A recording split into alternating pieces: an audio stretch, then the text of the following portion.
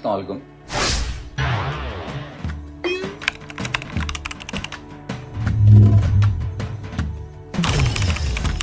যে দেশে আবার আওয়ামী লীগ আসবে না, গেট ইট গ্যারান্টেড। দেশে আওয়ামী লীগ আর আসবে না, আসার কোনো সুযোগ নাই।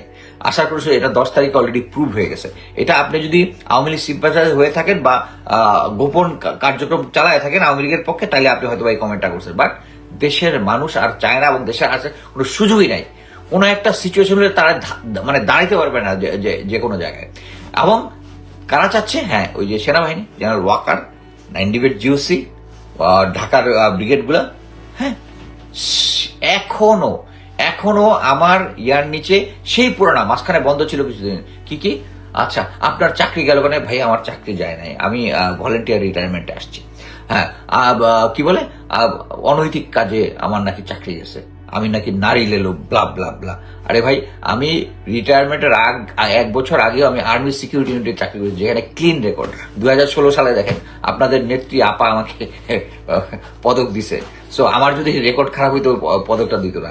বাট কথা হচ্ছে, এই জিনিসটা আমি বলতে চাচ্ছি এই জন্যই যে তারা আবার অ্যাক্টিভ, মানে হচ্ছে গোয়েন্দা সংস্থাগুলো আবার ওই ফ্যাসিবাদেরকে সাপোর্ট করার জন্য যে কাজটা, এটাই করতেছে। এই যে দেখেন, 2 জন অফিসারকে কি বলে ক্যান্টনমেন্ট থানায় নিয়ে আসছে, 4 জন সৈনিক সহ। এটা কোনো মিডিয়াতে কাভার করে নাই। কেন কাভার করে নাই? কারণ স্টিল প্রফেসর ইউনূস বুঝতেছেই না যে তার রেজিমকে ডিসক্রেডিট দিচ্ছে এই গোয়েন্দা সংস্থাগুলা। তাদের এই মিডিয়া এই ইনফরমেশনটা দিচ্ছে না। এটাই তো অ্যাম্পল এভিডেন্স। আপনারা যদি বলেন আমি গুজব ছড়াচ্ছি, প্লিজ আবার ইয়াতেই অনেকগুলা একজনের পোস্ট আমি শেয়ার করেছি যে ওখানে স্পটে গিয়েছিল।